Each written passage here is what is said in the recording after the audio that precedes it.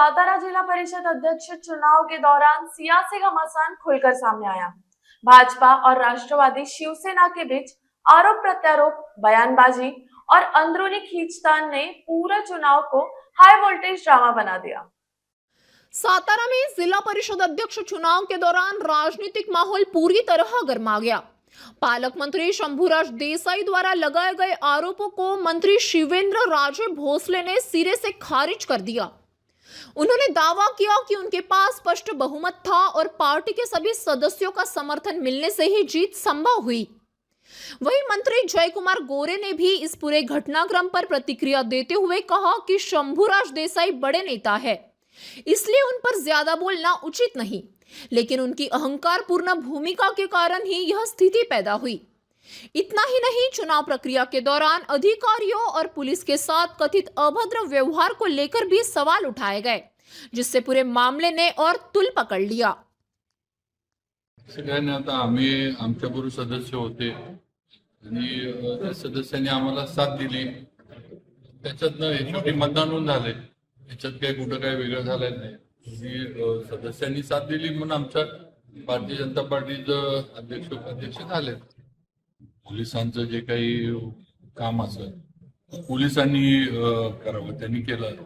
त्यांच्याकडे जे काही समजा काही तक्रारी वगैरे असतील त्या पोलिसांचा विषय। आता पोलिसांच्या ह्याच्यात आम्ही काय पोलिसांना आदेश देत नाही किंवा आम्ही काय पोलिसांनी करून, आता त्यांच्याकडे जे काही कंप्लेंट दाखल झाल्या असतील किंवा काय जे काही त्यांनी कार्यवाही केली असेल पोलिसांनी केली, त्यात आमचं काय ते जखमी झाले, हाताला लागलं, त्यांच्या रक्त पण आलं। तिथं आता वर काय झालं म्हणजे त्यांचं जे काही आम्ही काही तिथं वरच्या ह्याच्यामध्ये नव्हतो आणि आता नेमकं कसं कुणाला लागलं हे काय वर तरी काय आम्हाला काही तिथं दिसलं, कारण आम्ही फार लांब होतो।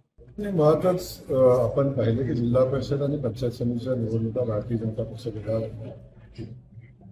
शिवसेना वेगळी लढली, राष्ट्रवादीची वेगळी लढली, काय म्हणतात त्यांची युती होती मला माहिती नाही।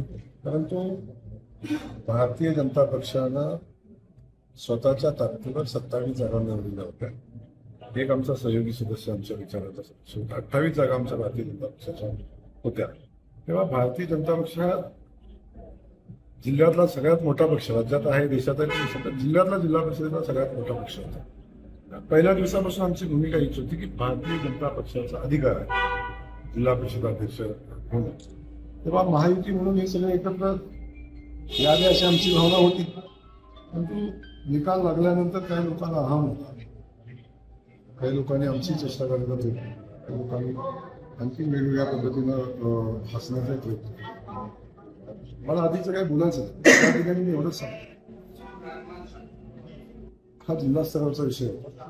राज्यामध्ये आमची माहिती आहे, आम्ही शोधतो ज्या पद्धतीनं पोलिसांना शिवीगाळ केली गेली, ज्या पद्धतीनं लोकांच्यावर अधिकाऱ्यांना ज्या पद्धतीने शिवीगाळ केली, हे कुठल्या नाही व्यवस्थित बसतं।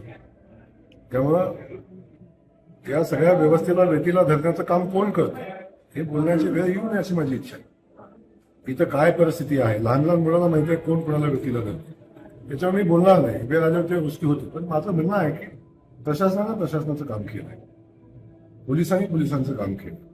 तेव्हा काय झालं, आता तुम्ही कंप्लेंटचा विषय सांगा, सदस्य राष्ट्रवादीचा, मुलगा राष्ट्रवादीचा, कंप्लेंट कोणी केली, आमचा काय संबंध? तेव्हा विषय त्यांच्या अंतर्गत विषय आहे आणि त्या परिस्थितीमध्ये त्यांच्यामध्ये झालेला तो विषय आहे, आमचा त्या व्यवस्थेचा काही संबंध नाही।